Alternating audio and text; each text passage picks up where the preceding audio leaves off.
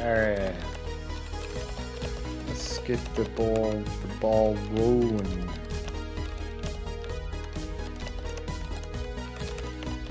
Let's go.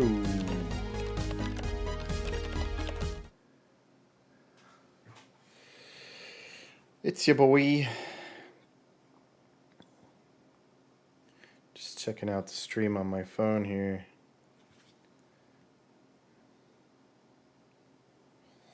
Let's see how it looks.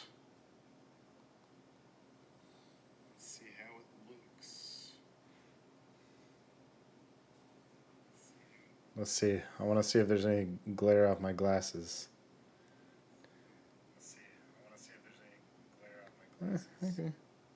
Doesn't look too bad. Got a long ways to go in the lighting, but what do you know? What do you know? All right.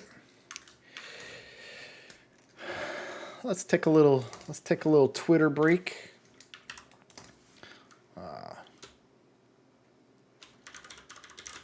Let's start this stream off with a little Twitter stream.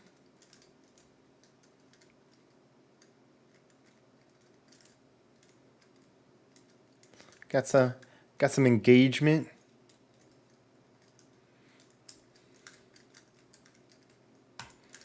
Got some engagement.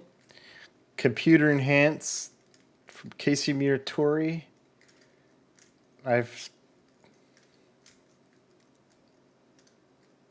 Hey, he's got another post out today. This is the second post in this series. It just started. You have to subscribe. He's trying to keep the content digestibly short. So that means more videos. So performance-aware programming. The idea there is like, you know, if you go on Twitter and you start talking about optimization, like optimizing your code, people tend to have a little bit of misunderstanding. There's like the people who like probably like older school programmers have their understanding of optimization, and then there's like younger programmers like myself. I'm not, well, you know, newer programmers who haven't been in the game for that long. As long. I don't know what I'm trying to say here. There's a generation of programmers, in Casey's opinion, who, when you start talking about performance or about optimization, there's a little bit of miscommunication. Like the word has too many meanings. So there's like true optimization, which is like you're going down to the low level and you're making very specific changes that are hardware specific, and you're like trying to like maximize what you can get on that specific hardware. So that also involves like trying to get your code to generate different instructions. Yeah, it's super low level. But then there's optimization, what he's talking, well, then there's another optimization that's higher level, and he's arguing it would be better to call it performance-aware programming. And yeah, and that's just like write code that your CPU has some chance of running quickly. So, and because I've followed this whole discussion for a while, I kind of know what he's talking about. Like, write your code to make use of cache memory. Like, you know, if you've got a linked list with pointers all over memory, you're gonna, and your CPU has to run instructions that involve fetching memory, and if it's all over the place, then you're gonna have cache misses all the time, and so your code is gonna be monumentally slower. I mean, that's just one example, but the general idea is like, okay, you're not trying to optimize your code for specific hardware or anything. You're just trying to write code that kind of works with your CPU, not even CPU. I would say you're just trying to write code that leverages how a computer in general works. Let's say that. There's another guy, Andreas Fredrickson. He says like, go with the grain. It's like some code, you write it and it's going against the grain of the CPU, against the grain, kind of like, not the way the CPU truly works, not the way it can run efficiently.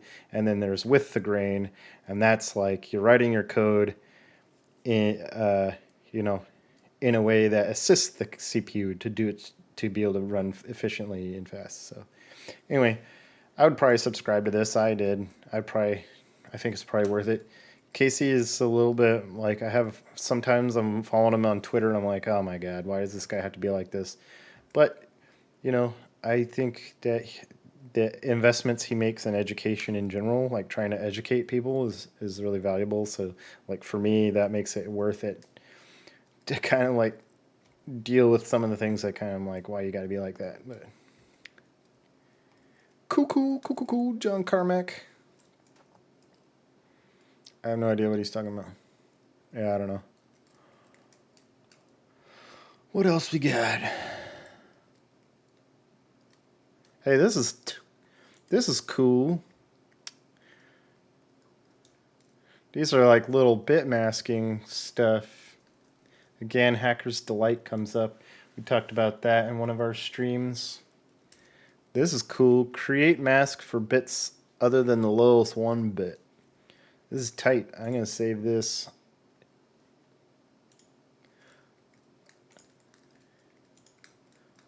Bookmark.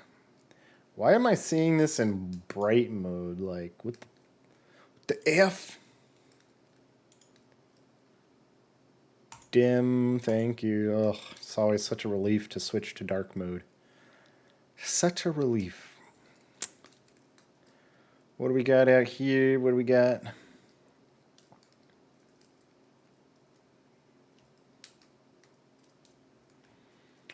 What do we got? What do we got? Let's take a look out here. Let's take a look at the orange site. Let's see what coders are talking about today. Chat GPT Plus. I should try out Chat GPT sometime. A subscription plan. Yeah, I should try this out. Maybe that'll be a separate stream like next week or something. Microsoft Teams Premium powered by Chat. Okay, well, hopefully Premium doesn't suck as bad as just Teams does. I find Teams to be very, very not something I want to use. What is Zapier? Isn't Zapier like webhooks and stuff? Effortless automation. Trigger workflows. Yeah, because like Zapier, you can set up webhooks pretty easily. Automation that moves you forward. No, I think I've done something with Zapier before. Yeah, cool. Trigger dev, that's worth a... I kind of want to check that out. I'll bookmark that. I don't have any...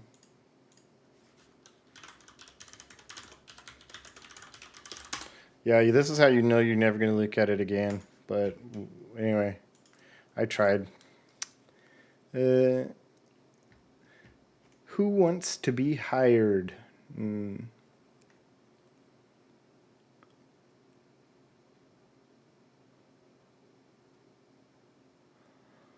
Oh no! My computer. Like, probably, I guarantee you somebody's in here like, it's my computer. The only reason is they wish to control the player. Okay, this is basically my computer.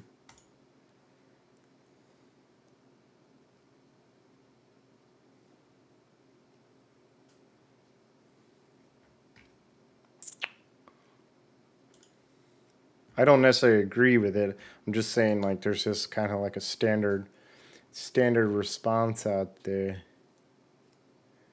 This was kind of an interesting one. I saw this earlier today. Apparently, like, Discord has some performance problems. Oh, Aviar.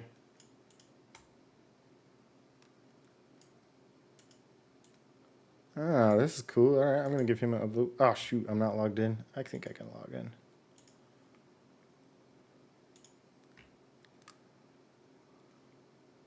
Never.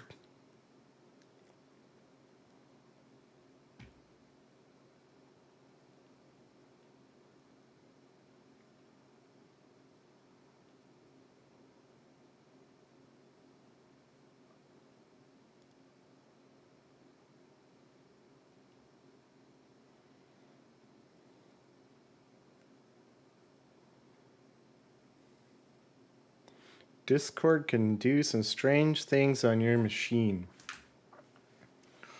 Strange things.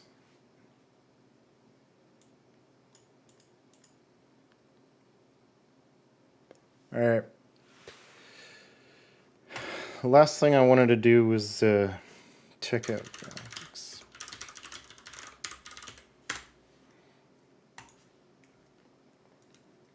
Let's see what we got in the graphics program. Teardown frame teardown. You can go watch a presentation where someone went through render.capture of the game teardown. It's pretty cool. Bringing Nanite to Fortnite Battle Royale. Yeah, that's pretty cool. I don't know what compressinator is. Probably not something I want to look at right now. Ooh, learn web GPU. This is something I'm kind of interested in. This is something I'm interested in. Because since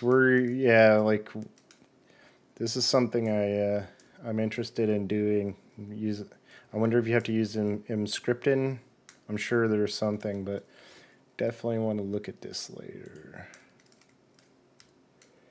Cuckoo.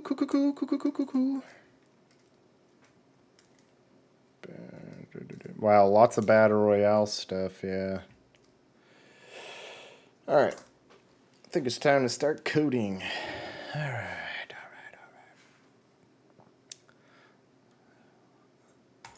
Internet breakover. Gonna take some water here real quick.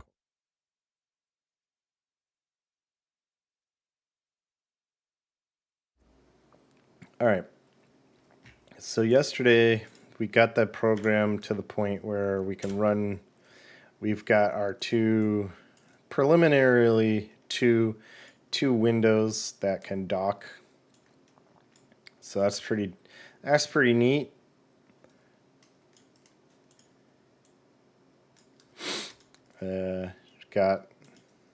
There's tiny little drop down there. There's no content. This is all just dummy content. So we got that in yesterday. That's pretty cool. So the way I'm doing those windows, is the scene and the content is so you do this thing right here. So you get your main ID, like your main doc space ID. So yeah, you get like. Not exactly sure how this works, to be honest, but you're getting some kind of main doc space ID. This is just cut and paste from the example, so I'm not totally sure why they assign this here.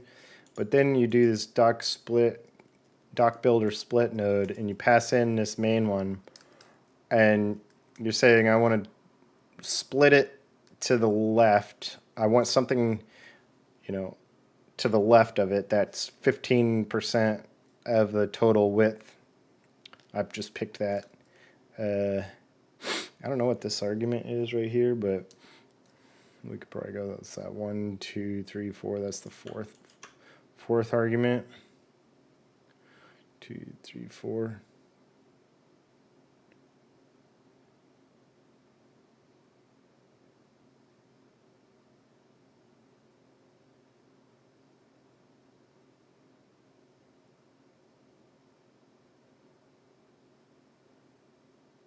Huh.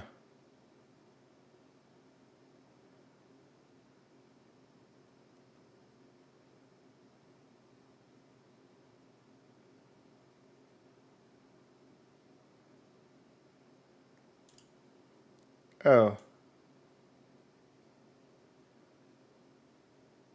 Huh. That's interesting. So I think if I put it here, it's the same as this. I don't know. But yeah. Oh, main ID is here. So anyway, so I split it to 15% to the left. So that's what this one becomes. Yeah, contents, my contents window. So it's 15% of the overall width of the doc space. And then doc main ID would be the other 85%. So you use that doc builder split node, and then you use this to add those nodes, and yeah, you're just finishing up the construction there. So that's how that all works. We'll probably use that for more stuff. Probably we would want some kind of function around this so that like we could have a tab. Like if you wanted to have a add window, you can click it and well, maybe not. I don't know. Either way, it'd probably be nice to have kind of like a factory type method where you just say, get me a window with this width, and then it can do this stuff. Cool. So that's that. So what we wanted to do tonight was hopefully I want to do some OpenGL work and start taking steps toward I want to render something to texture and then pass that texture to IMGUI to fill in this scene section here. So this is the editor view basically. Anyway, so that was what we will be doing. So IMGUI sample, so like we're kind of letting OpenSDL do a lot of stuff for us. It like gets the GL context and creates the window, so we're not having to do very much setup on our own, which is cool. I'm curious how I did that with Vulkan, like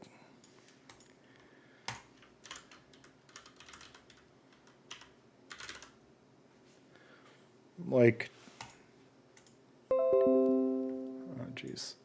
What was Vulkan doing here? I did so SDL Vulkan get instance extensions, get extension. I'm just looking because like I did a lot of my own stuff here. So that's SDL. Here's SDL.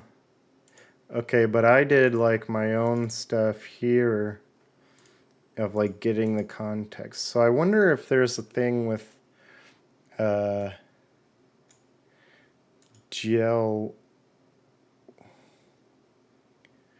I'm wondering if this is just not that I necessarily need to, but I'm just wondering if like instead of having SDL create the context, if you can like create it yourself and then say, here you go, SDL.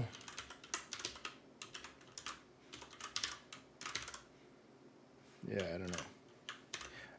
And it's not like I actually want to do that. It's just something I'm curious about. I like to kind of know. I like to know what I can do. So yeah. Create context.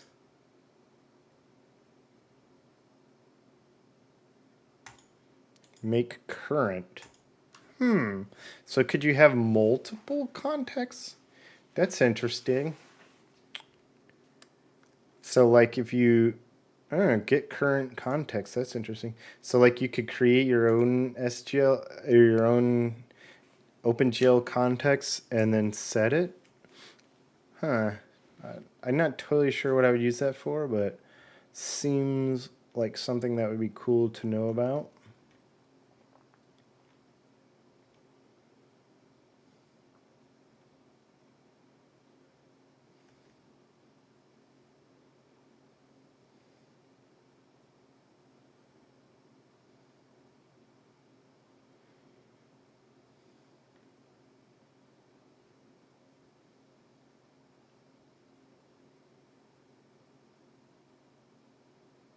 So this creates one and makes it current.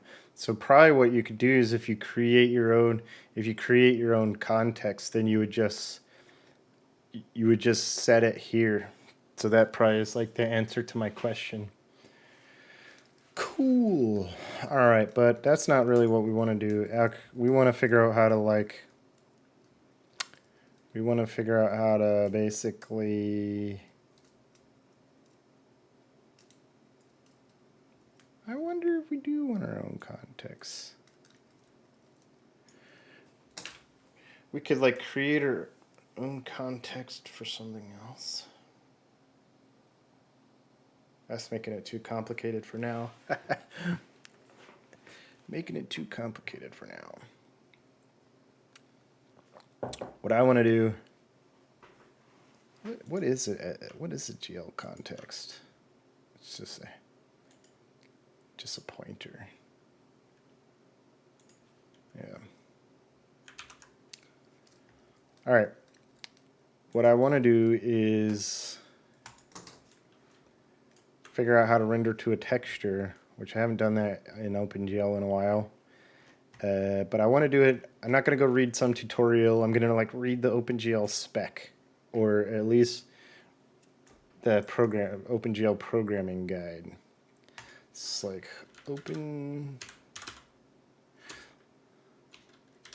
First, I wonder if IMGUI OpenGL 4.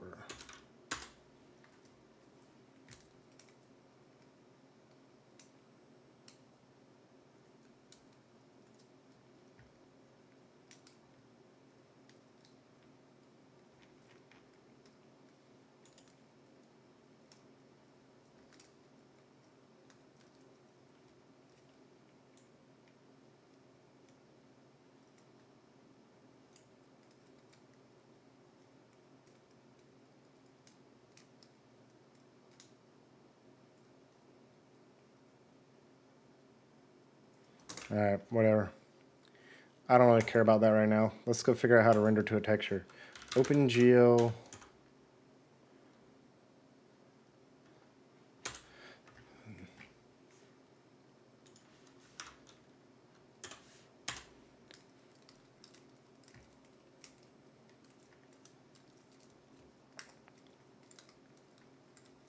Haha, 2008. Holy moly.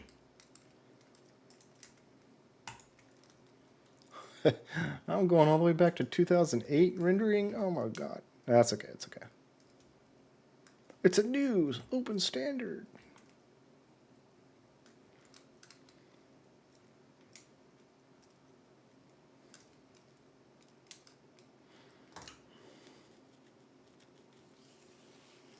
I don't want to read this.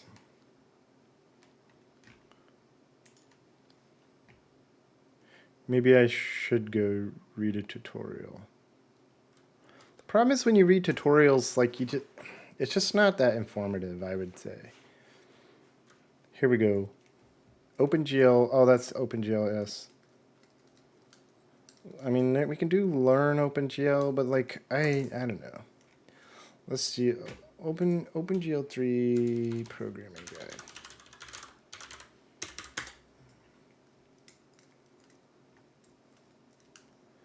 Oh, that's ES.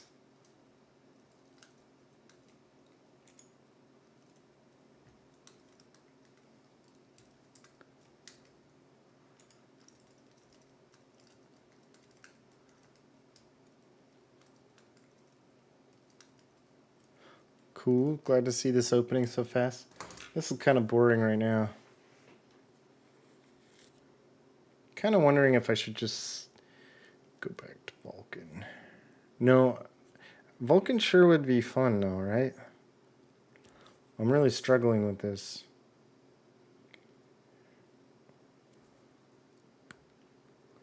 I think I own this already. The other night I decided, okay, no, we're doing OpenGL so that I can focus on other things. And here I am being like, grrr. I kind of want to go back to Vulkan because it just doesn't feel good to go back to 2008 stuff. But it would feel good to read the programming guide and know more specifically, like, okay, here's what we're doing. All right. Let's see, do I have the Kendall app on here? Apparently it's not.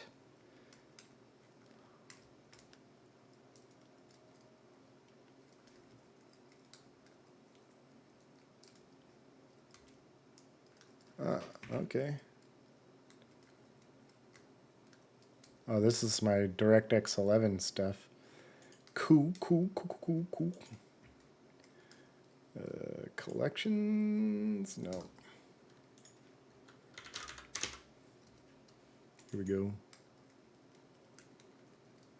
Alright, this is going to be really slow. This is going to be really boring, okay? But we're going to the programming guide, which is basically like, you know, one level up, I would say, from the specification. And that's what I want to do. Let's take a look at table of contents. Shader fundamentals, we don't know that. We don't need that. We do need drawing with OpenGL. We're going to need a shader. Maybe we do need shaders and fundamentals.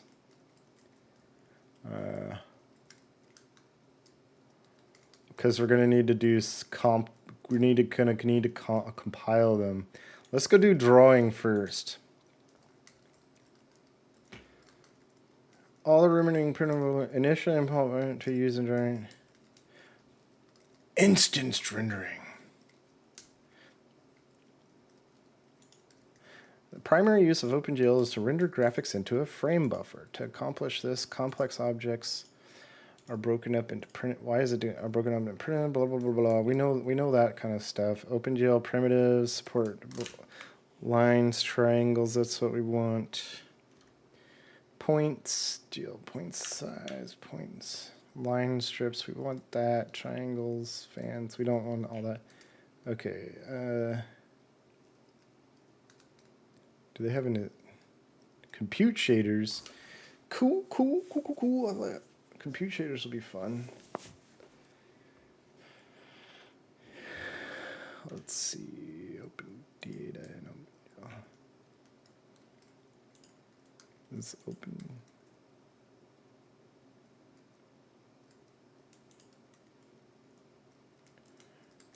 Do we need this?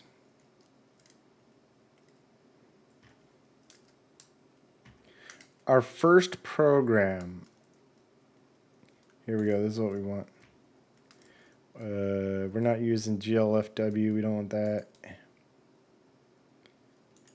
OpenGL initialization.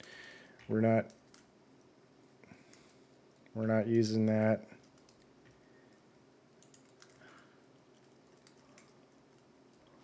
Our first OpenGL drawing. I wish this had like when I hit. I hate the layout of this. Digital books just are never that great.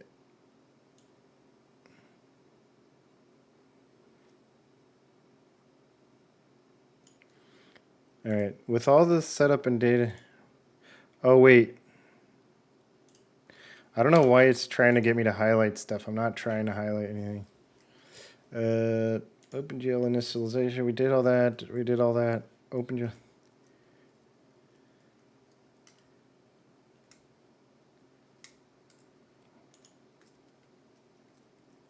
Okay, init. The next example 1. Okay, here we go. Here's where we need stuff. I'm gonna move this over here. I'm gonna put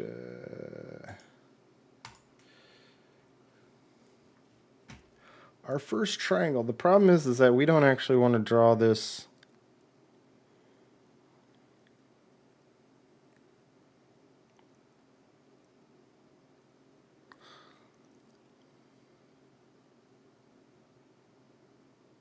I think what might be better is to pull up a tutorial, follow it, and then look up stuff. Because like if we do,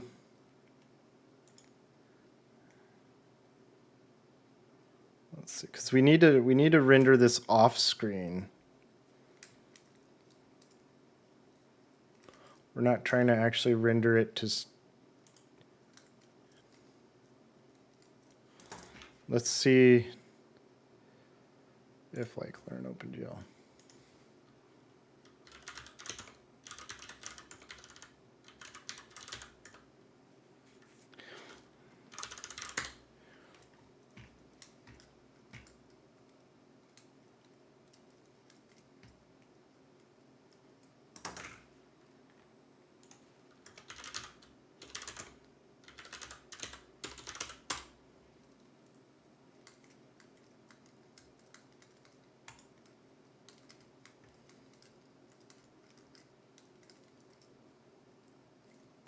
Okay, I think what we want is we want a frame buffer. We generate a frame buffer. We bind to the buffer. We render to it, but then we unbind it.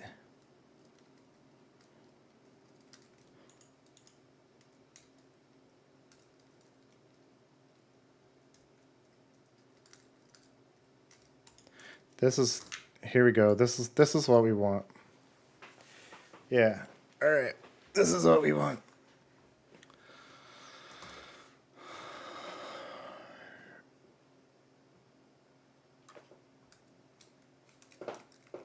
But we still need to know how to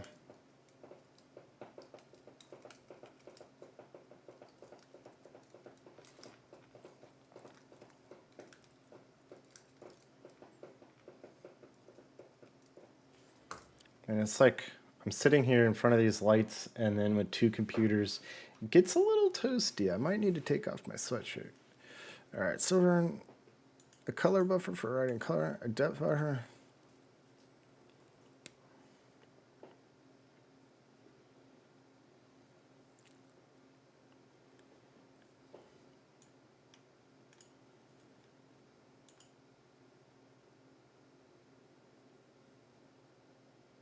The default frame buffer is configured when you create. By creating your own frame buffer, we can get additional target to render.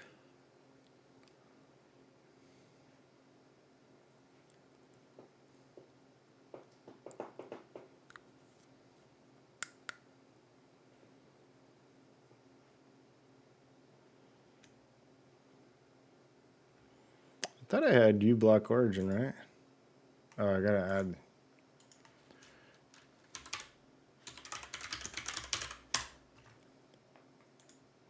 The web is unsurfable without uBlock origin.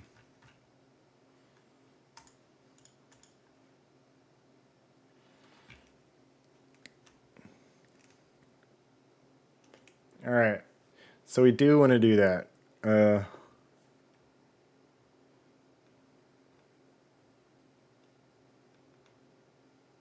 cool. We'll just follow along with this sample. I think this sample gives us everything we need. And we want to do it somewhere before. We want to do it somewhere before IMGUI renders. So let's do a few things here. First, we'll do some initialization up here. And to get going. So, all right, so I hate typing out unsigned int, so we will int should be, this will be like u int 32. Do we have that? No. All right, let's go borrow that from my other project. Let's go borrow that. What's that? Numeric types.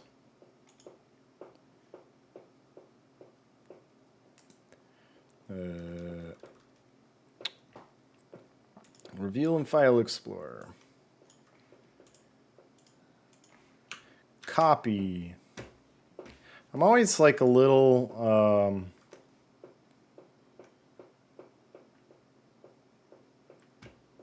conflicted about this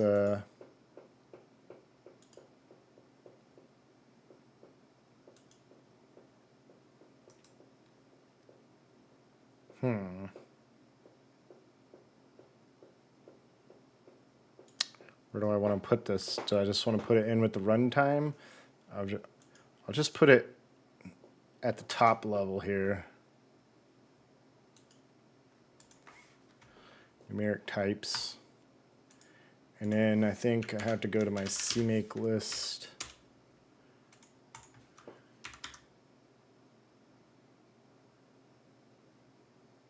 What's that project?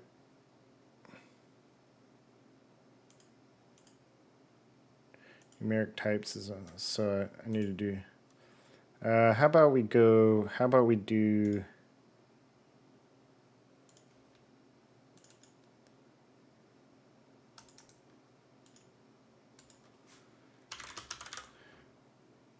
Do we want that?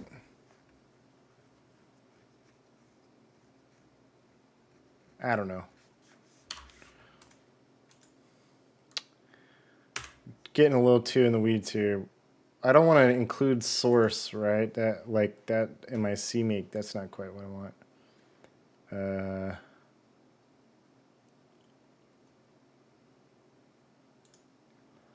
just gonna be like.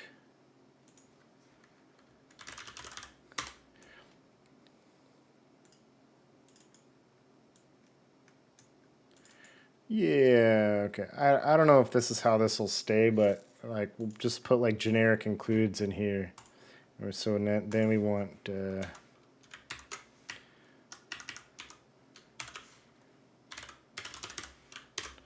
we go.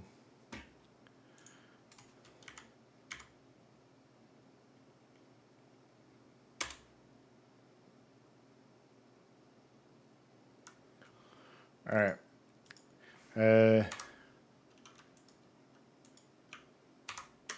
Shoot. I changed some key bindings in VS Code, and it's a bad idea. Like, I think I overwrote some of the ones that I use a lot. Let's see. Checking out my stream over here.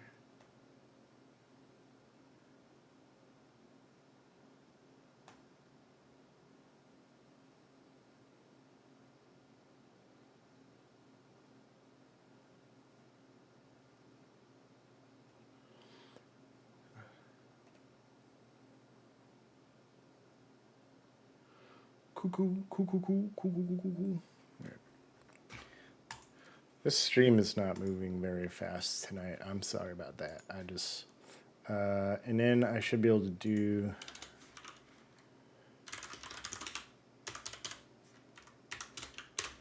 All right, there we go.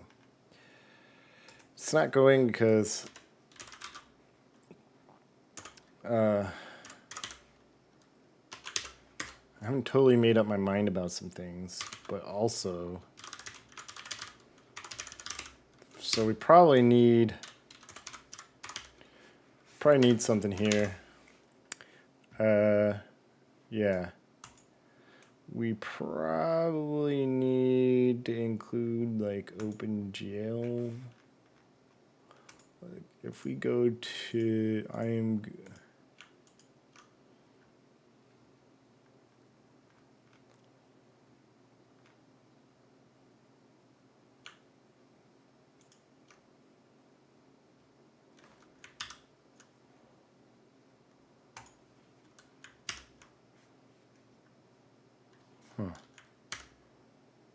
They got some I'm scripting stuff. Let's see what they include here.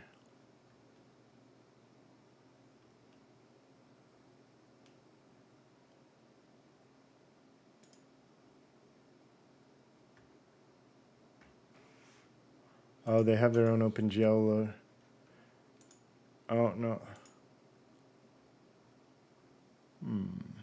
I shouldn't have to use. What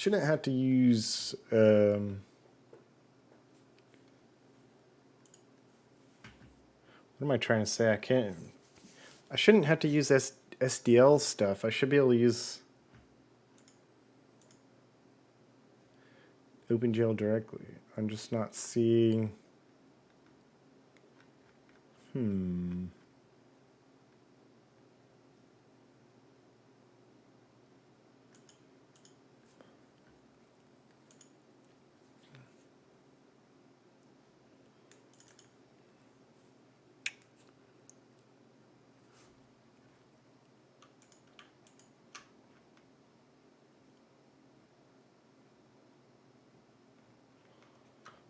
How do you use... I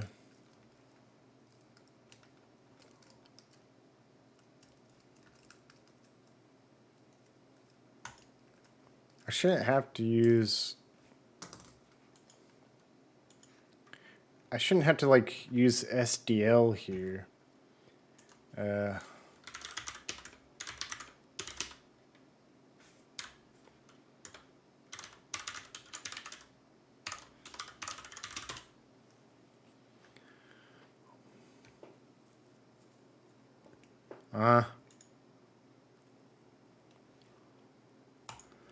Accept all cookies.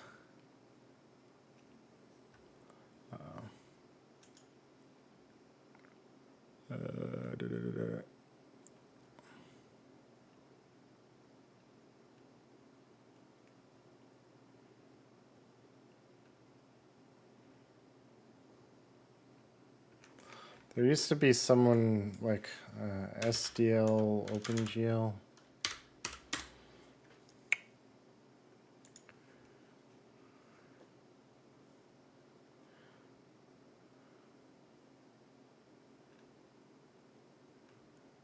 God, I hate reading documentation like this. Like, what? Yeah, that's SDL1, so I don't think that's what we want. There used to be some tutorials that I looked at every time. Lazy Foo. That's OpenGL too. Oh well. Oh, okay. Yeah, I got the SDL open. I probably need this.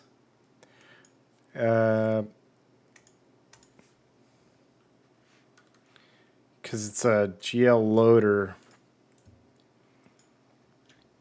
I don't think I have this. If I go and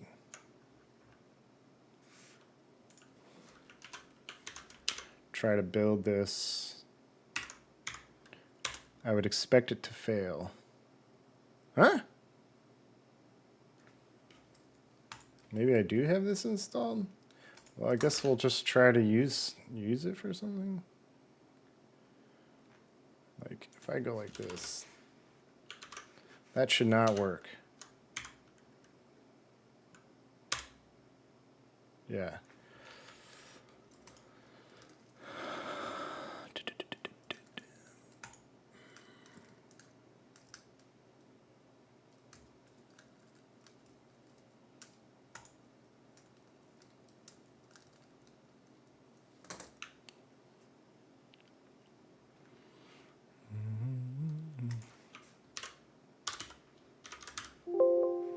Yes, that's not gonna have.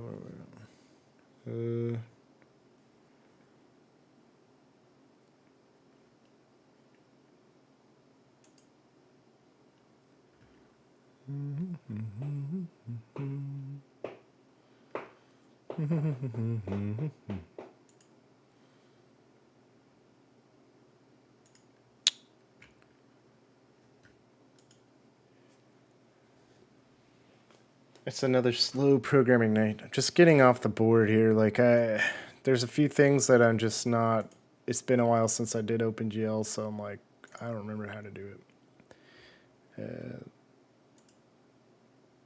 Oh my god, this is all really outdated. Don't. All right. The problem right now is that I'm surprised that this works.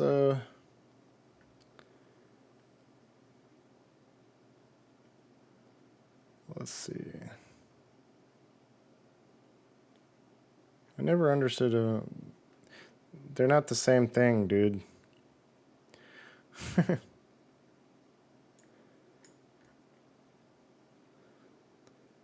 I can understand maybe being confused.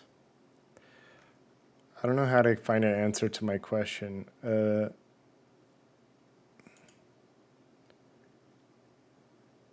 How about we go to libsdl and see what kind of documentation they have. Where's the documentation?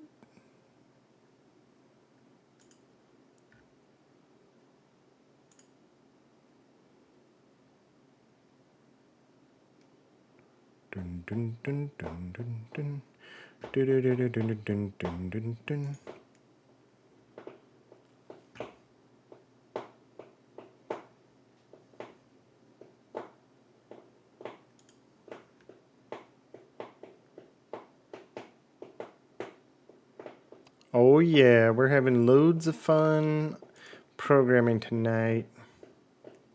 Loads and loads and loads of fun.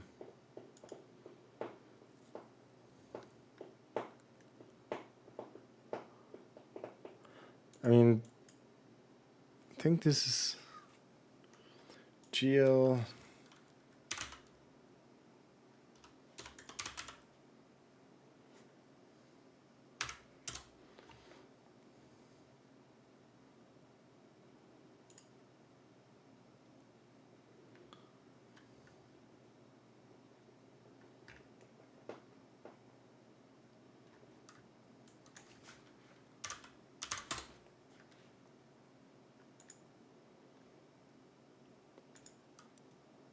Okay. I don't know why this is so hard. I think I have a project where I've done this before. I'm pretty dang sure. All right. All right, I'm going to take a quick break and look up something on another project and get some water. I'll be right back. Yeah, this is going to be slow. It'll pick up once I figure all this stuff out, but yep.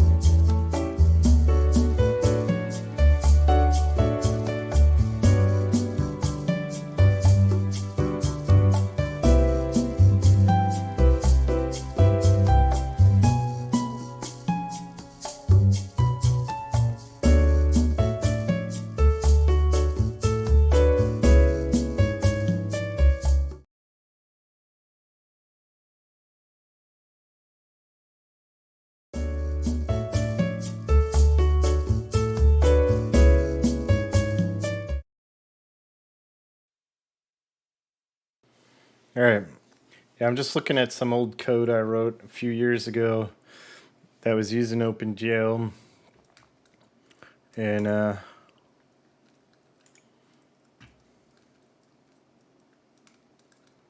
so it looks like I have all this. What is glue?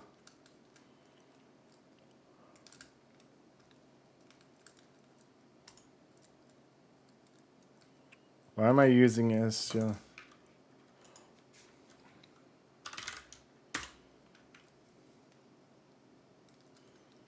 Okay.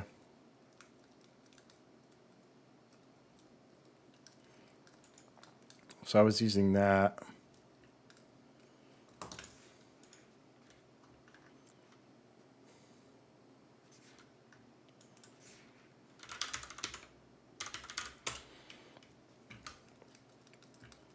Geez, that's not even on GitHub. That's on SourceForge. So I was using glue.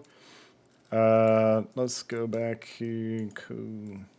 This is really old code, so I have no idea what I was in. GL utils. What is GL utils? Okay, just nothing.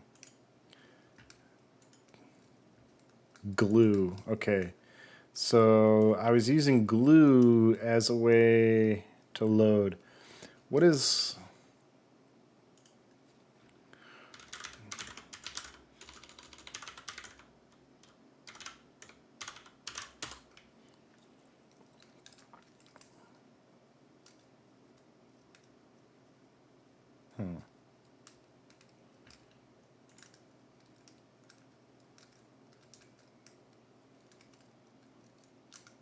This kind of thing right here is unreadable.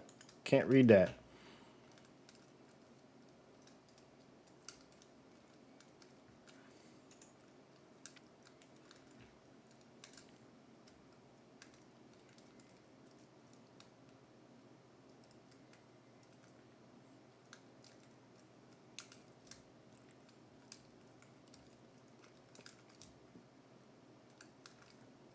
So you can do a low glue. What is this though?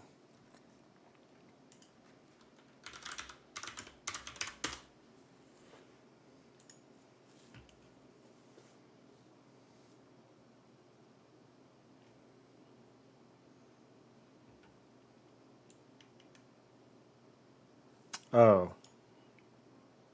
I don't think I want glut.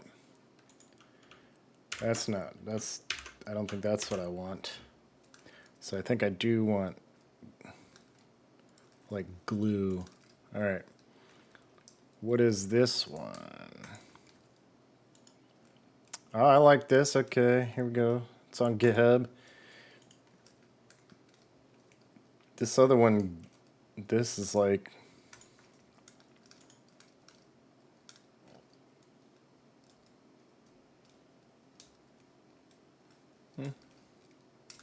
Source for... Oh, GitHub?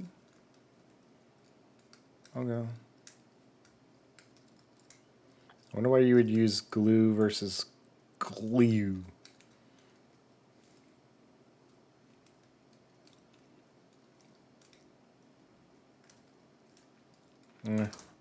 I think I shall not use that. I shall use this.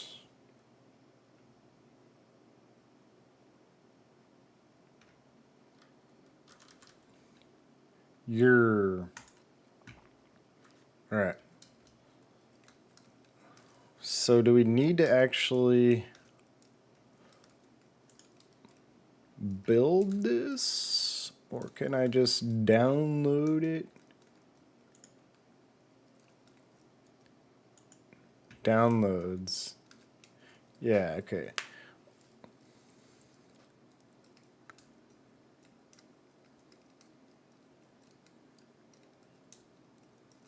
Or it could add it as a submodule. I don't know why I would want to use it as a submodule. I mean, this is similar to SDL in the sense that if I clone it, yeah, I don't want all that junk. So I don't need that. I don't need this. I should be able to just be like, the latest release is this. Should be able to do. I don't think I want source. I think I just want the binaries, right? Hopefully those come with the includes. So OpenGL is on your computer, it's a DLL. And so to get the functions out of it, you could do it yourself, but this is a little thing that will load all the functions out of the DLL basically. Let's just double check that this has what we want.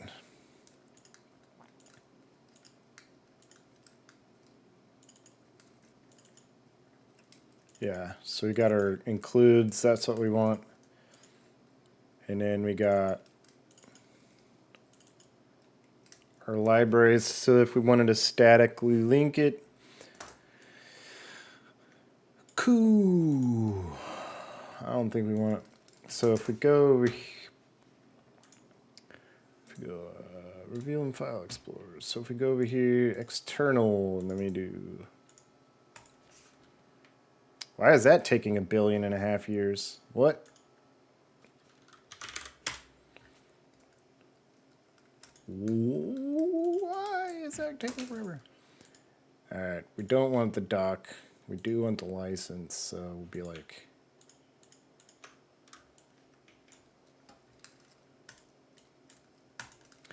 Cool. And then we're going to need to add that to all of our CMake stuff.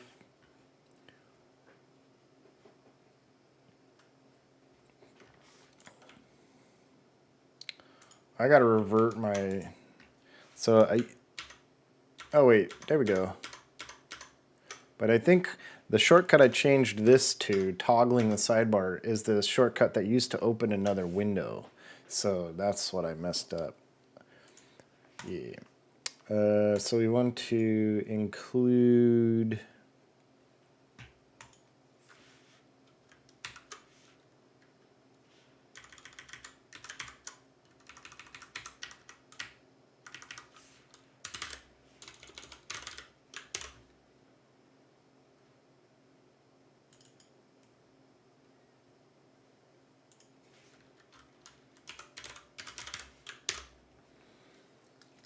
and then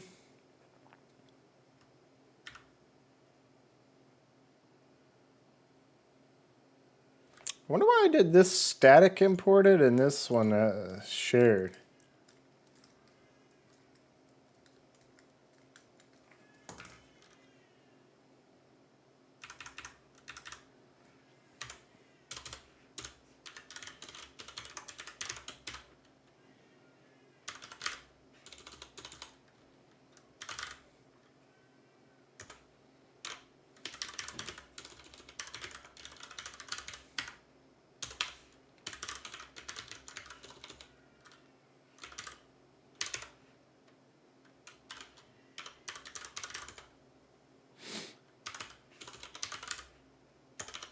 I don't know if, like,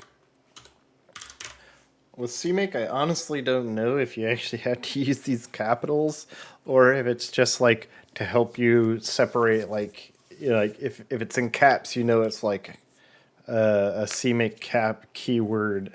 I don't actually... I don't actually know enough about CMake to know if, like, the capitalization is, like, part of it.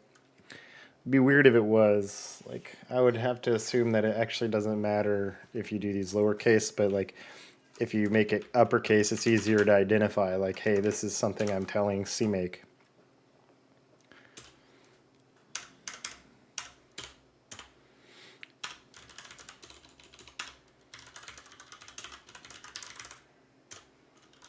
How about, instead of being a noob,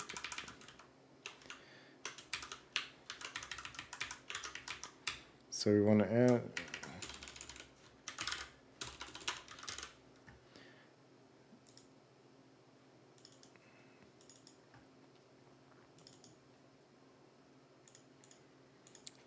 glue lib release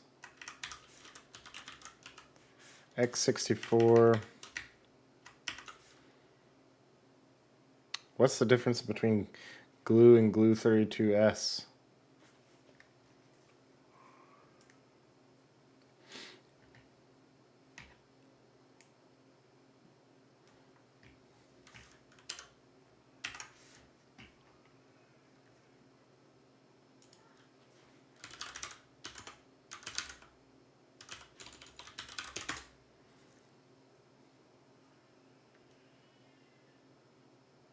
Hmm.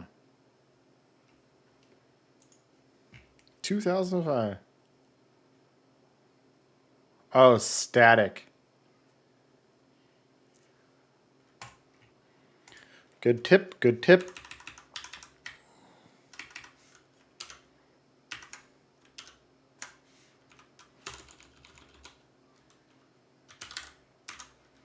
That's interesting. Like, that's another thing I'm not ever sure.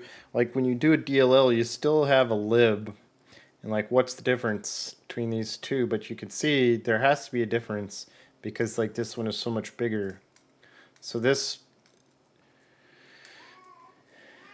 must be, like, some sort of, like, interfacey thing that the code calls, but then it needs the DLL to go with it to get, like, the full contents. I'm a little foggy on that. It's been a while since I read about like how dynamic linking actually works. So, but we're going to statically link this. So, just going to copy my format here.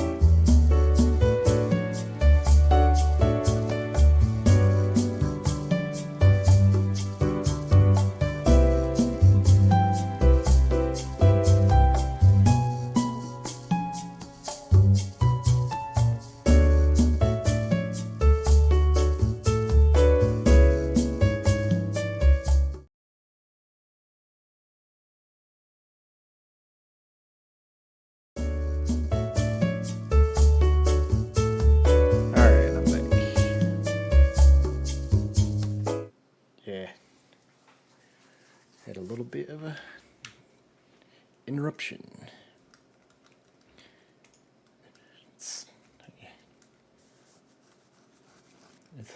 Sometimes when you have two kids, there's can be interruptions.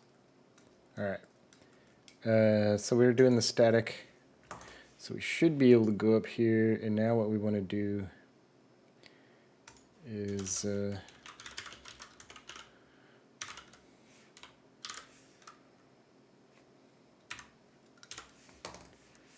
include glue.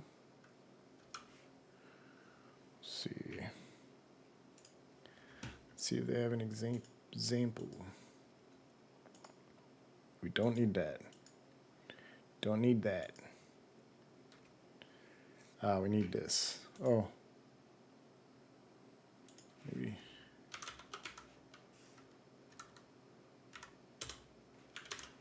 Is that what we need? Because we did the include glue, and if we look here, include, yeah, GL, glue.h. All right, that should work. Why is, oh, there we go. All right, and then from there, I would expect to be able to do this.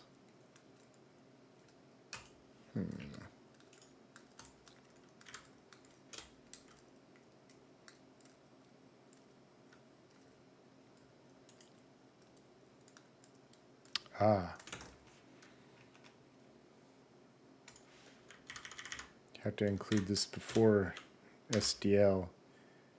Maybe in between these two, but we'll do it here.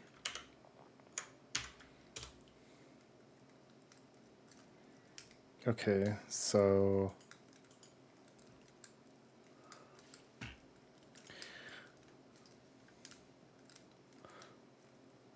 we do include GL glue, okay. And then if we go GL window,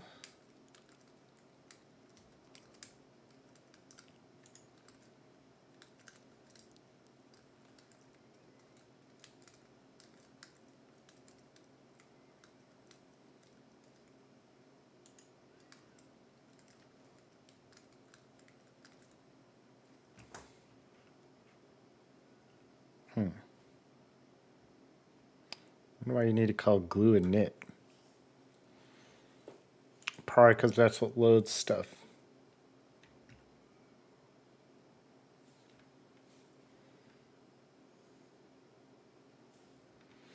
So we go and call that up here. So we got our context.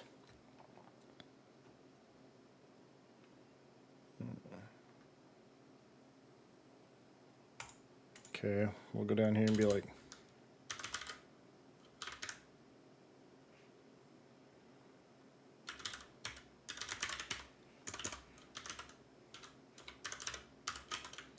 doesn't feel like something is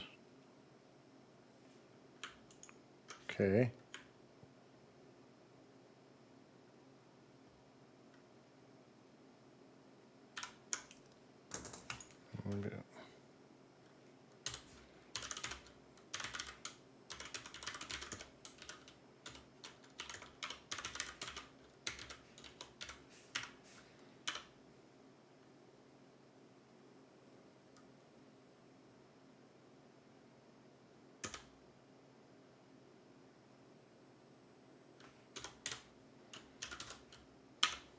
I don't know what SDL log does. Just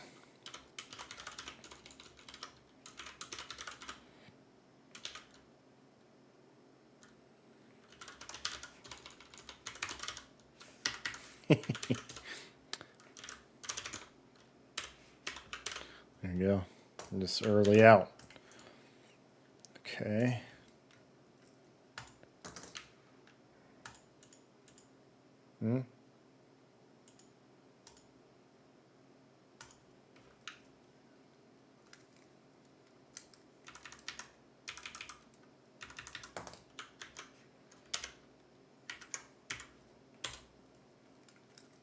Okay, GL gen frame buffers. That's not so.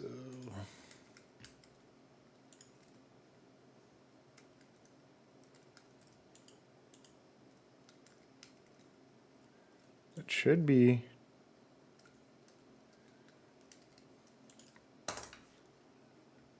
Oh.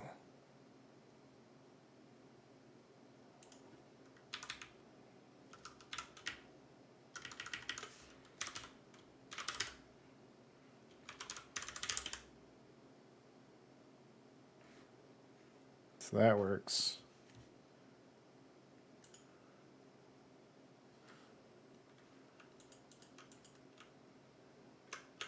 Let's see if that compiles. Oh!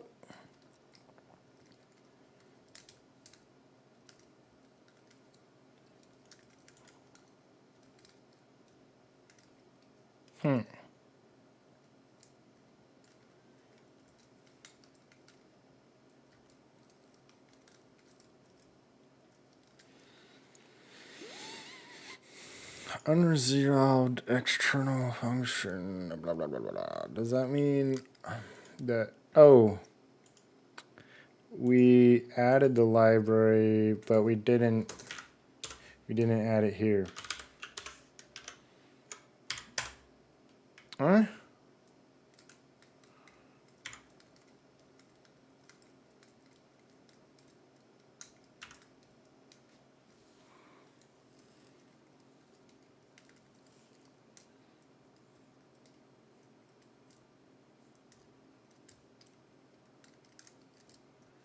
Wonder if we have to generate things again.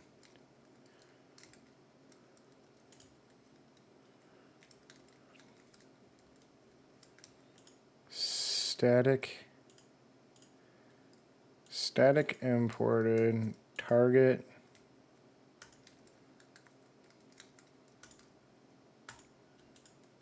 Did we get that right? Just suspecting that there's a linking error here. So we have external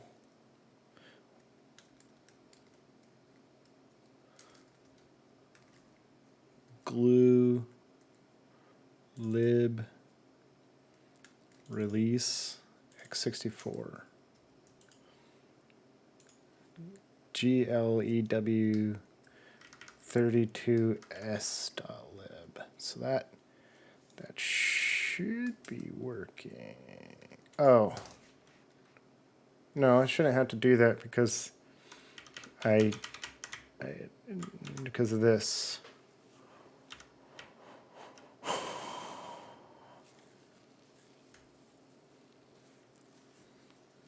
Figuring out this kind of stuff is so annoying. This is definitely a linker error.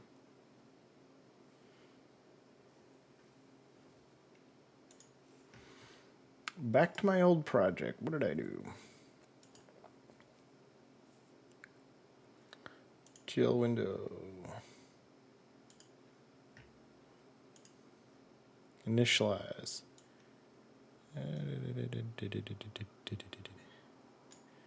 Glue experimental. Glue init.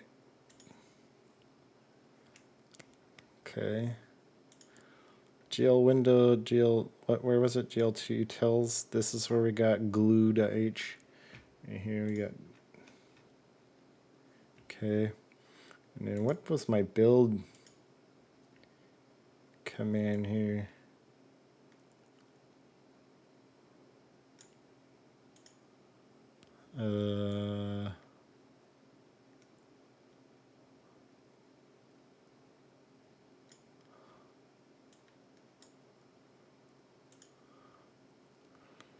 Sources.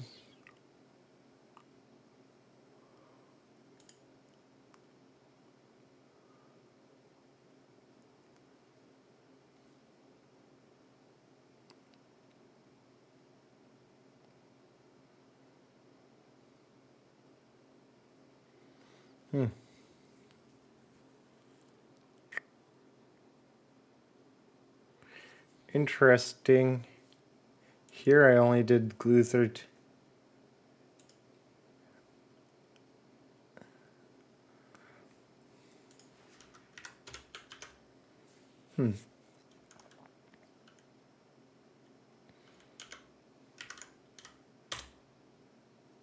Interesting. So Yeah, I don't understand that at all. So I thought I needed to do the glue 32S for static because I'm statically linking it, but I didn't have to. Okay, so let's go see what happened here. So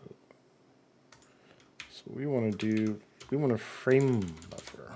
So we want GL gen frame buffers. Okay, I must have just typed it in wrong before.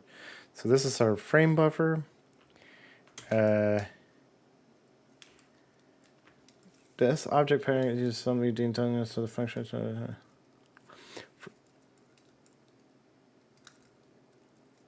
Okay, I'm not sure we need to bind it yet, but we'll go ahead and do this.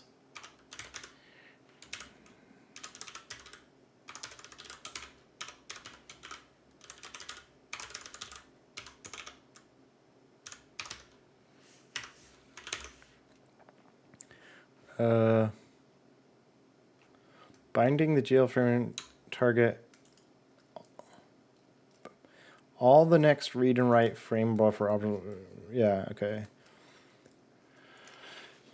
Because OpenGL is basically a state machine, so when you bind it, you're telling the state like, "Hey, this is the thing we're doing now."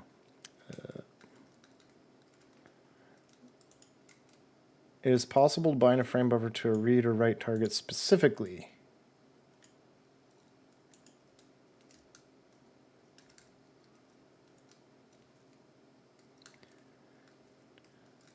For frame buffer to be complete, we have to do this following requirements. We have to attach at least one buffer color. There should be at least one color attachment. All attachments should be complete as well. Each buffer should have the same number of samples. Okay. From the requirements, it should be clear that we need to create some kind of attachment for the frame buffer and attach this attachment to the frame buffer. But after we've completed all the requirements, we can check that we actually can by calling GL check for all right.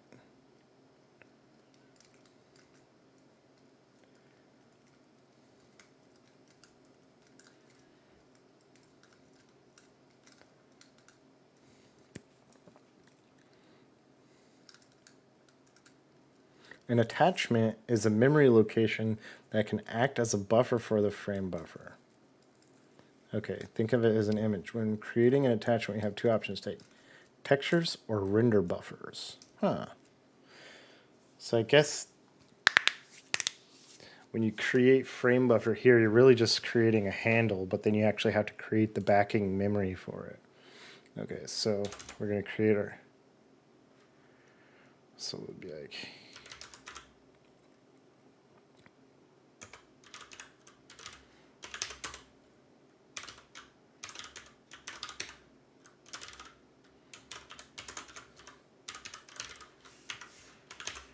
I want some kind of like... I always have to move over and hit end to go to the end of my line and hit add this, but I really just want like a macro or a shortcut to do that.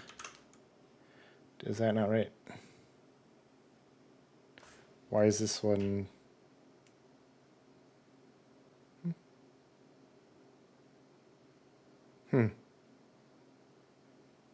Okay, interesting. So then we get the texture, and then we're going to do make it active.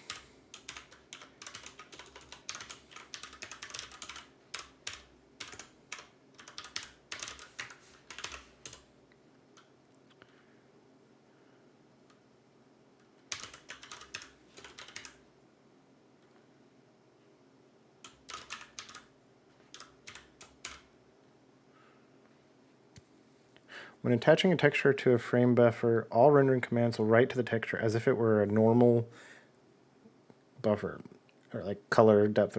The advantage is that the render output is stored inside a texture and that we can easily use in our shader. Okay, so we have texture image 2D.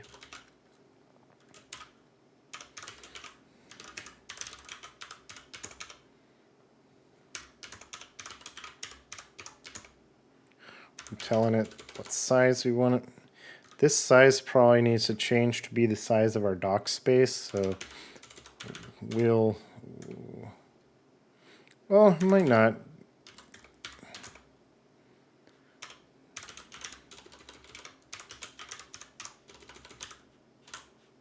God damn it! I just hit the wrong thing. RGB.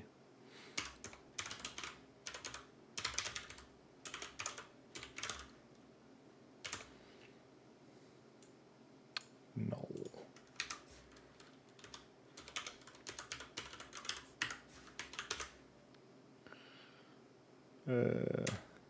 What?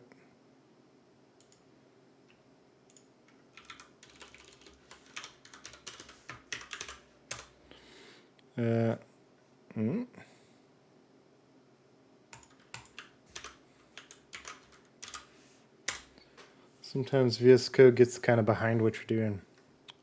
All right, so there we did that, and then I am going to cut and paste this unashamedly because I don't feel like typing it in. And the point of this isn't to watch me just type. The point is to try to get a buffer going. The main differences here is that we set the dimensions equal to all this is not correct as a data parameter. For this texture, we're only allocating memory and not actually filling it. Filling the texture will happen as soon as we render to the frame buffer. Also note, I wonder if we could not render to it. We could just like fill it. And then also note, like, could I just...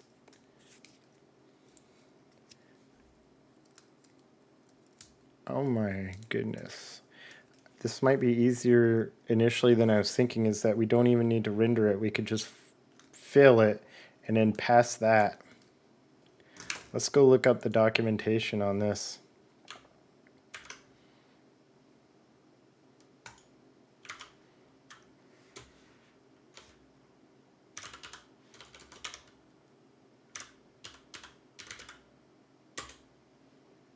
Oh, docs.gl. Let's take a look. Data. To the image data in memory.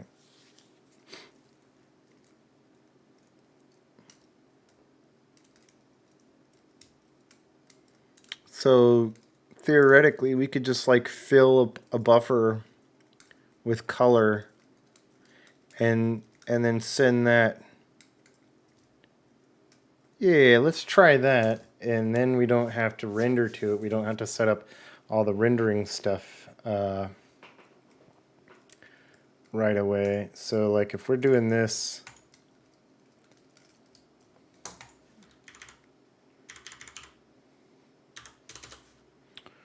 like int 32, we can make a uint 32 color buffer.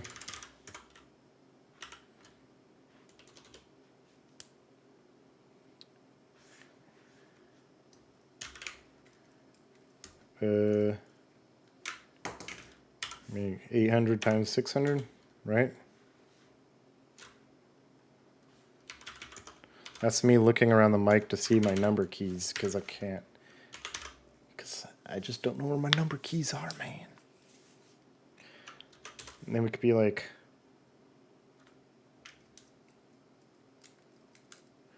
we want to fill that up. Do I actually have to loop over it to fill it up, or could I just be like memset, right? Can I just use the memset?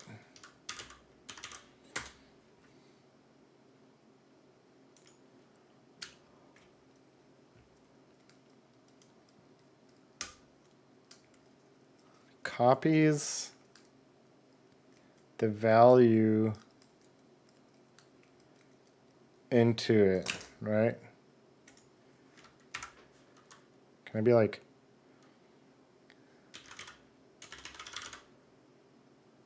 what it, C string? I gotta include.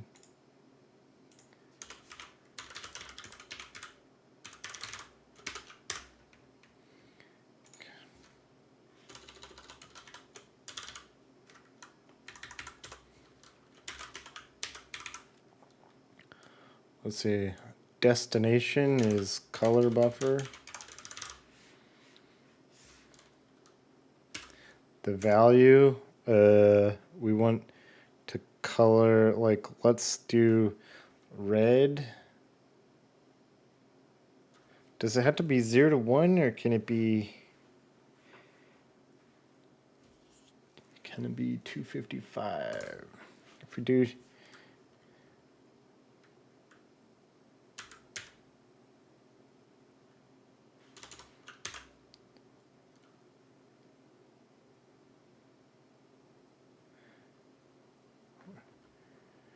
if we want it to be RGBA, right? RGBA.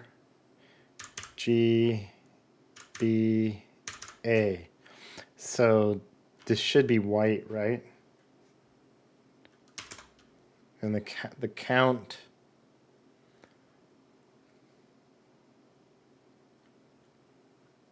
should be 800. 800 times 600.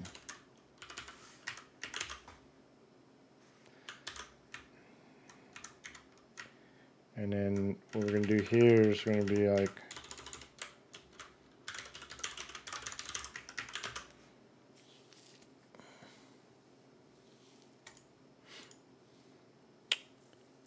okay.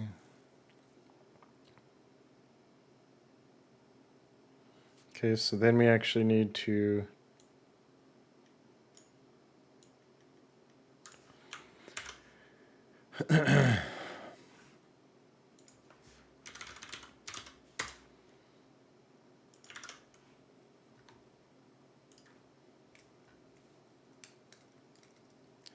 so you get target, attachment, texture. All right. So we're gonna attach it. So we're gonna be like GL frame buffer texture 2D. I am typing this one because I kind of want to get a feel for what it is we're telling it. We're saying we want to go to a frame buffer.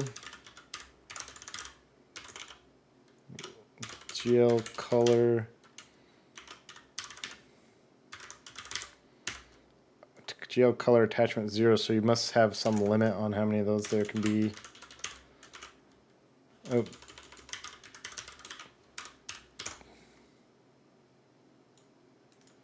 And we're sitting at the handle.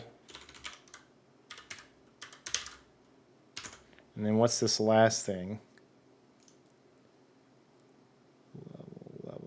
Level. I don't know what level would be. Oh, maybe it's like MIP level. Level. Yeah, MIP level. Okay. So we are not doing any MIP levels, so we will leave that. All right. And then has two blah, blah, blah, blah, blah, blah, blah. The next guy. We're not doing a depth and stencil right now. Just like a texture, a render buffer is actual buffer, e.g. an array of bytes, integers, picture. Okay. It cannot be directly read from. This has the advantage that OpenGL can do a few memory optimizations. Without any conversions to texture-specific formats, making them faster or writable. You cannot read from them directly, but it is possible to read it from the slow GL. This return. Because their data is in native format. Okay, blah, blah, blah.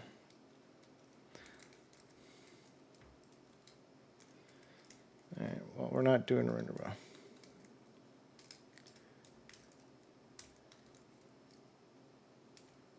Okay. Anyway, I think like since we did the bind texture, we're not going to do a shader right now. We're done with the texture, so I think we can do GL bind texture. So it's not bound anymore. And then I think what we can do, so you can go here.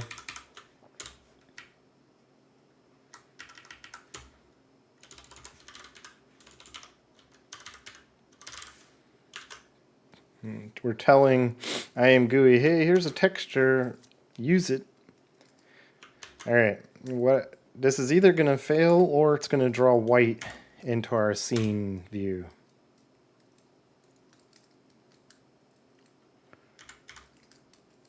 Drum roll. I expect a crash. Yeah. Oh, glue 32 DLL is not. Oh, well that sucks. Huh. So the thing that I thought was true. What the heck?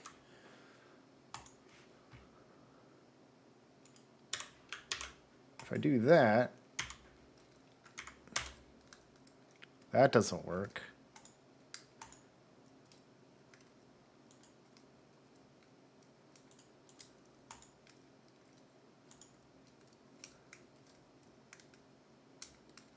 What if I do? No, that doesn't work.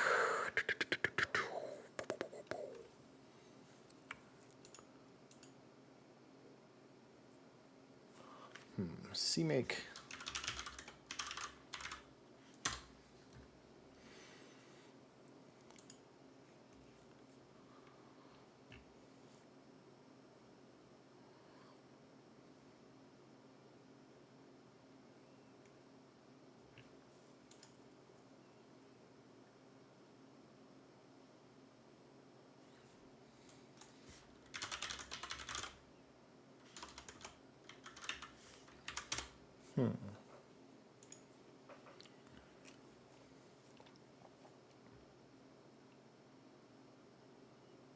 I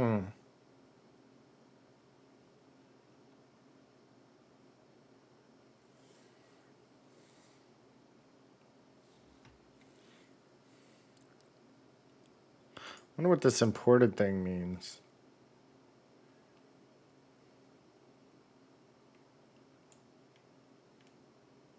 Set properties.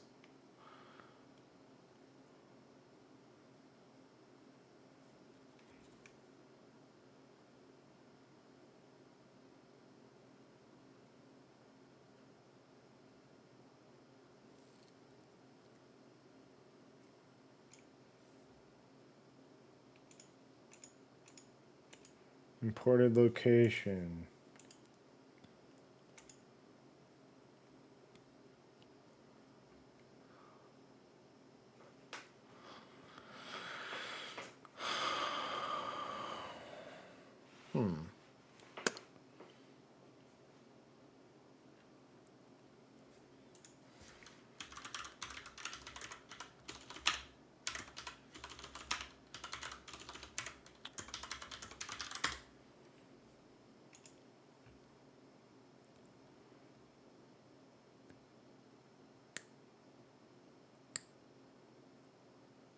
Oh.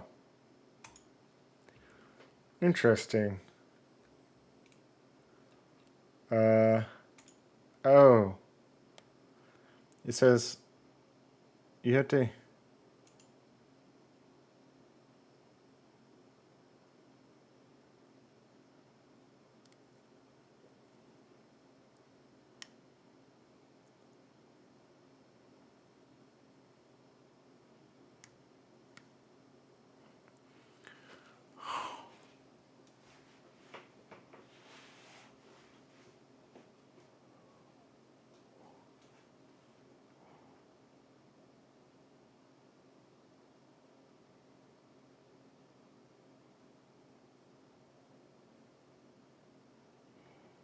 Or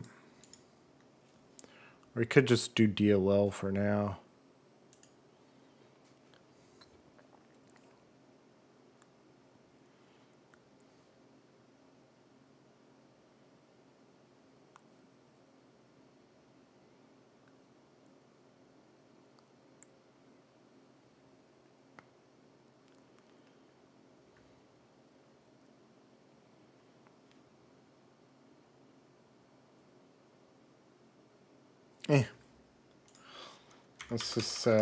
Let's just go back to shared. We can figure this out later.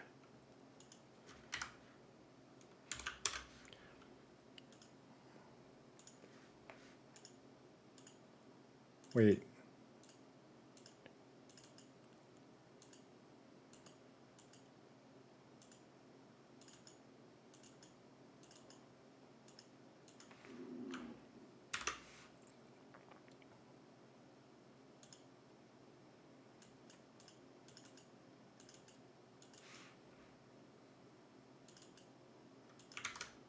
All right. What? Oh.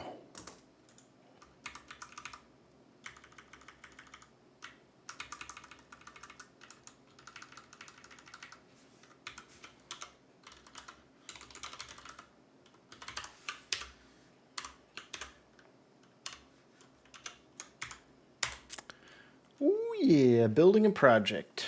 Most fun part of C++. All right, actually, all right. Now I'm expecting it to not work.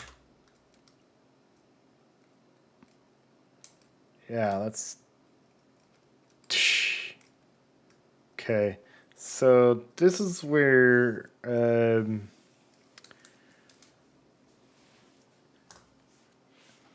yeah, so that means something crashed. Something GL didn't work. The way to handle that is this macro that I have on... is this macro, which I didn't come up with it.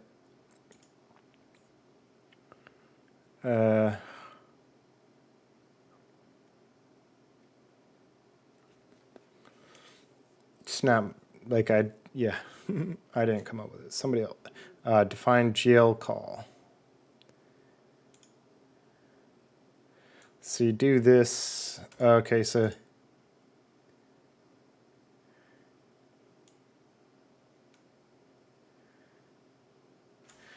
do this. I think I got... oh. I think I saw... I mean, this is a macro. I think pretty much any book you read about OpenGL will have it, but I think I specifically got this one from the Cherno project. In his OpenGL rendering series. So we don't need...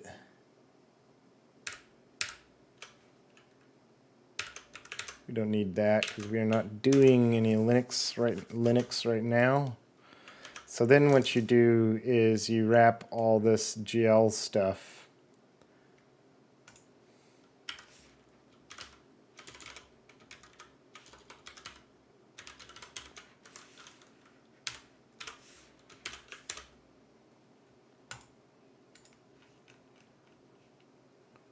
GL call.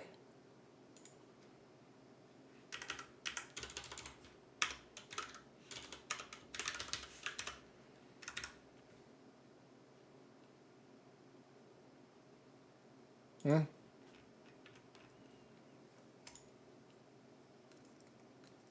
Oh.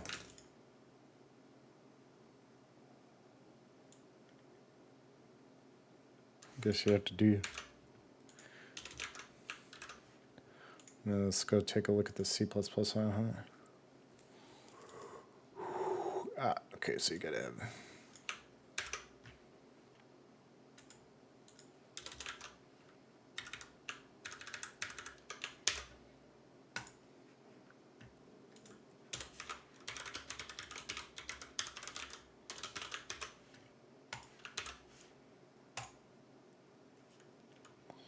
okay. So then you can do all... oops.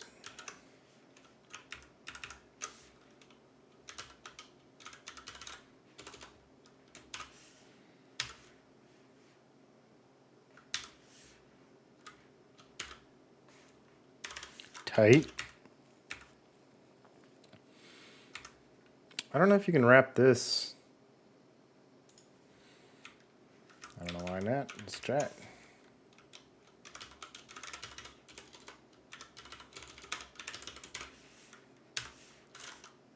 See, because when you tap end, it takes you all the way past your semicolon, right? And then you have to do this. And that's just like the most annoying pattern for me. I need something that goes end -1. Maybe I should just make it so that the end button does end -1. Because that's really what I want. All right.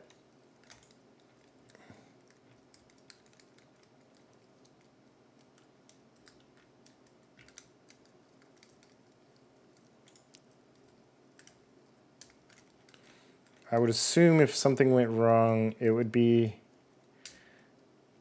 with one of these, it would be recorded by GL log call. Let's see.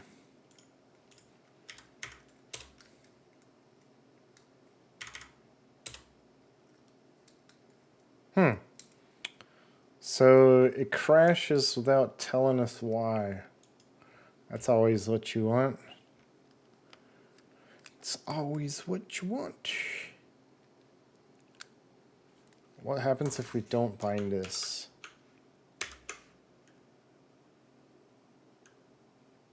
Oh.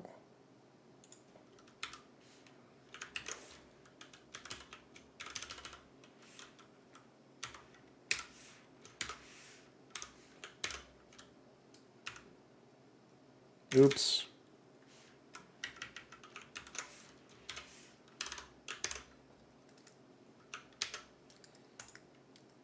Maybe it's something here.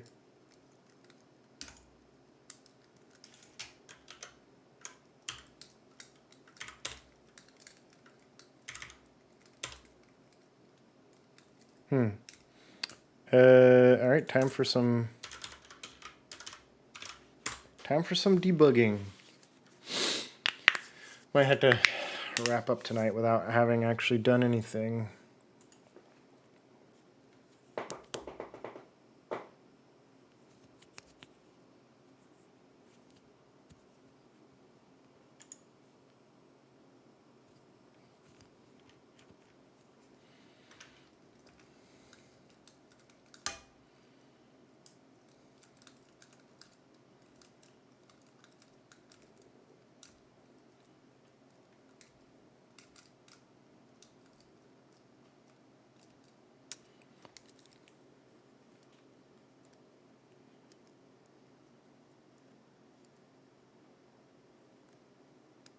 Wait.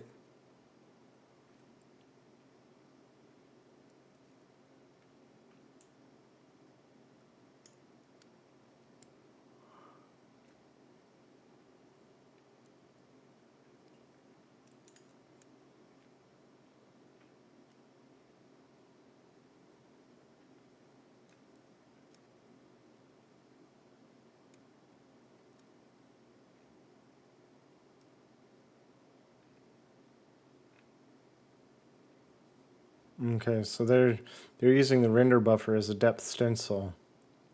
We don't need that right now. Here. Let's just do this.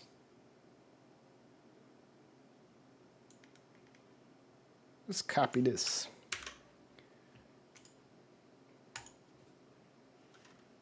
Yeah, we can do that. Oh. All right, so we'll do.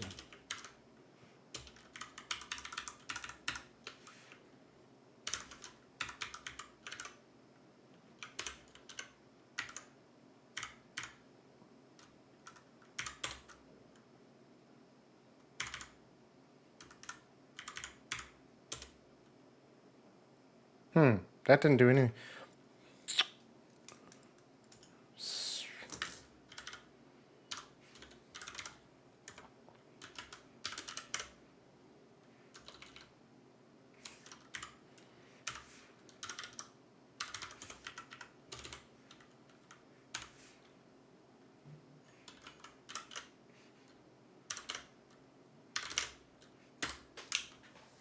Time for debugging. Time to go to bed.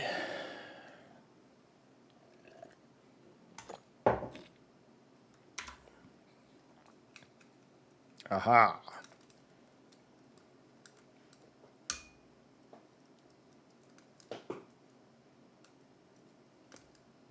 Stack Overflow.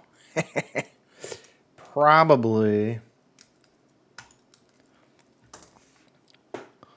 because I was trying to be fancy and use a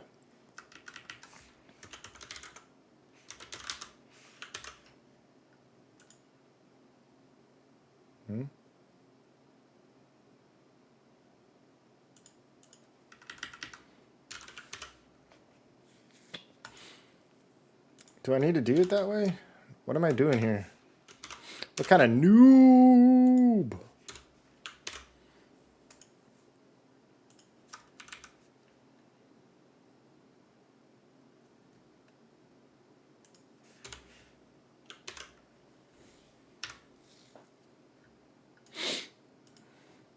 Once I do that here, once that I'm here, I can do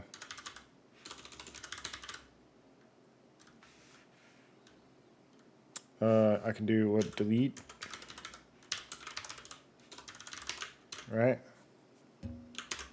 Okay, this is a hack. I don't actually. This is a hack, but it's an okay hack because we're just trying to do a thing. Okay. So that explains why it just crashed and didn't give us any messages. But now something else is going on.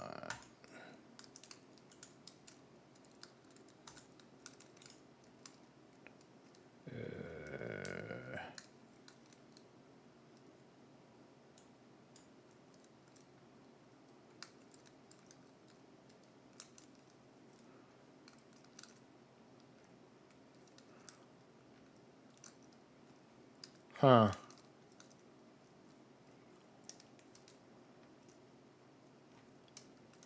No messages there, but obviously this isn't what we did, so we somehow crashed. We crashed IMGUI. Let's see. IMGUI, OpenGL.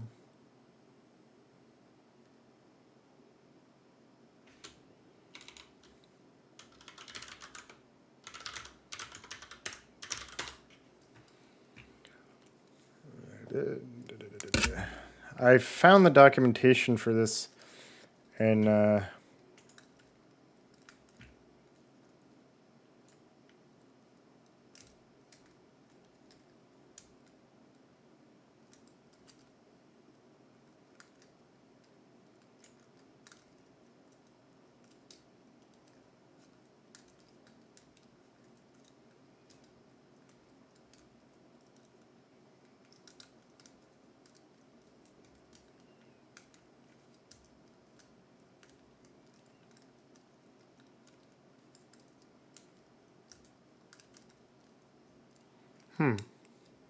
simply shows a black texture.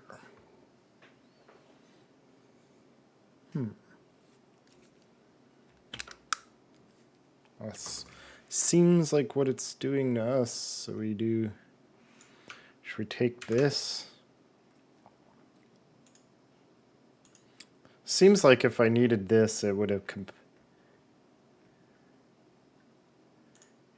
complained. I feel like it would have complained about something.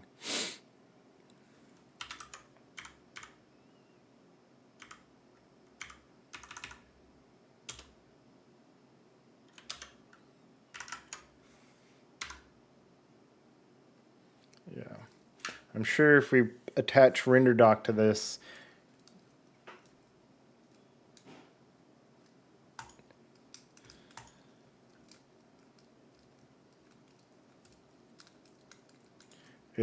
there's something wrong. Yeah, I mean, there's obviously something wrong. Don't need RenderDoc for that. Let's color buffer.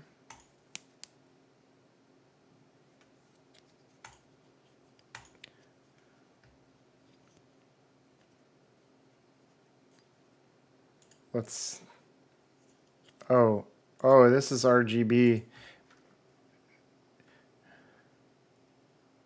We're probably sending too many colors. Let's do that. But we can't because it's a UN32. So I think we need to do this as RGBA. Right? GL to, oh wait.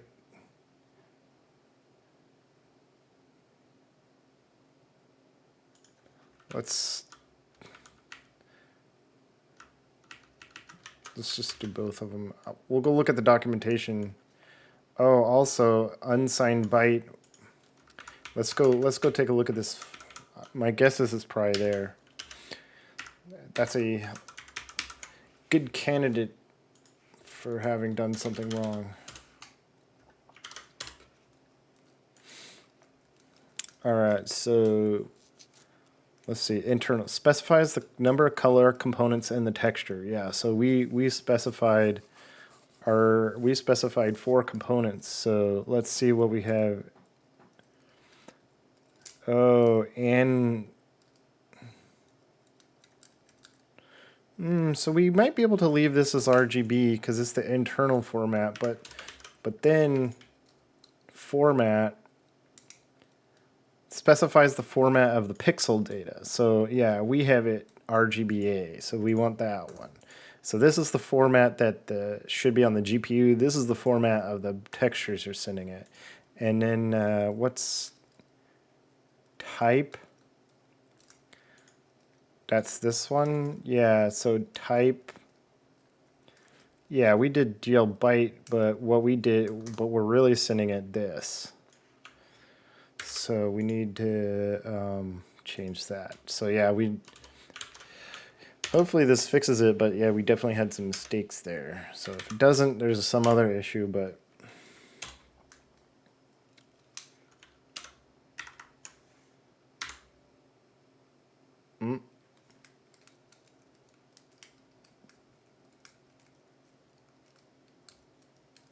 access violation.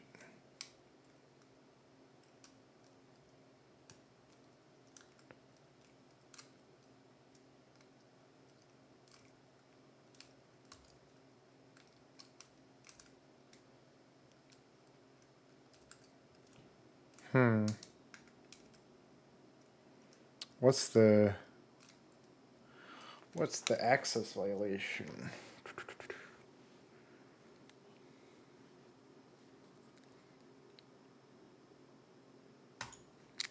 Okay.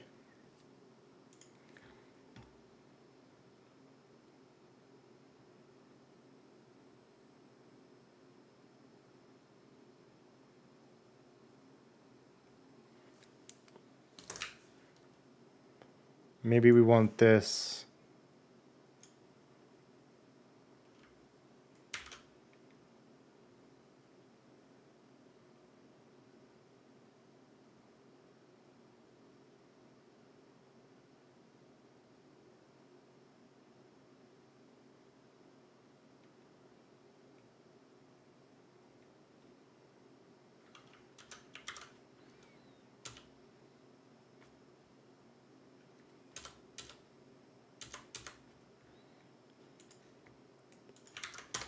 I'm guessing this is what we want, is this.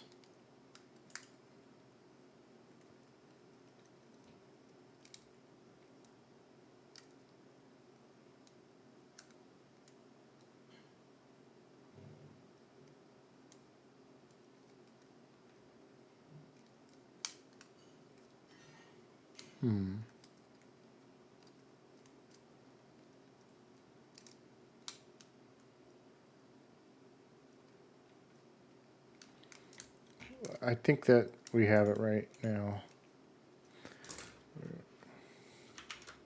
Because we're telling it, 8, 8, like that's exactly what we have there.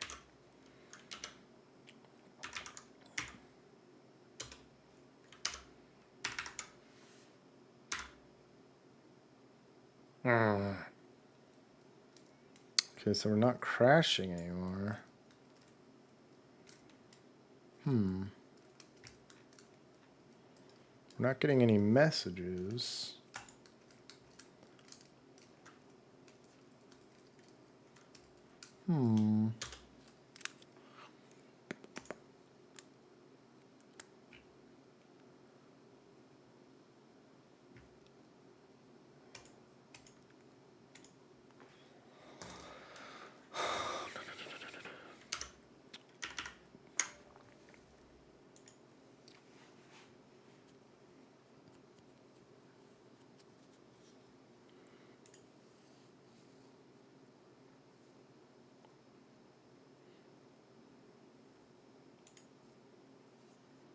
We do create.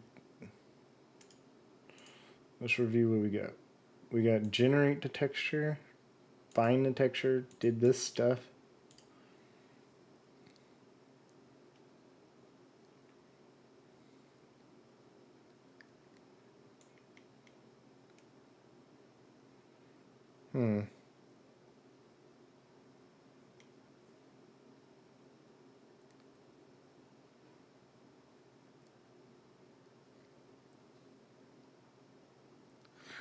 I wonder if there's still an issue with like the way we're doing our data.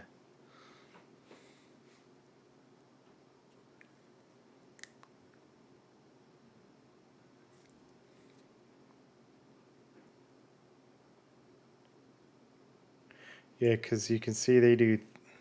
Oh, they're doing unsigned car. So that's why they would have to do.